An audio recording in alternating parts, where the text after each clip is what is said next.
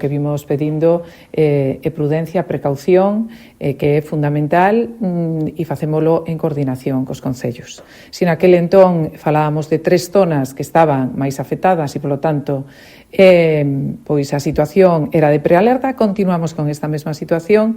Si ben é certo que no Río Grande incluso mellorou a situación porque houbo un descenso do consumo, pero imos facer sin ter prealerta, imos facer tamén un seguimento aínda máis exhaustivo na zona de o río Anllóns. Por outro lado está o Lérez, aí os concellos saben que teñen que trasladarnos diariamente cales son os seus consumos.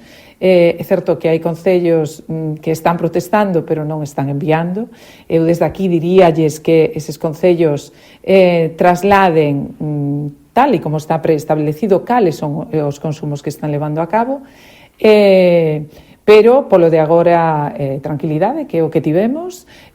O consumo de auga sabemos que en caso incluso podemos minoralo, como persoas normales e como galegos e galegas que somos conscientes da situación.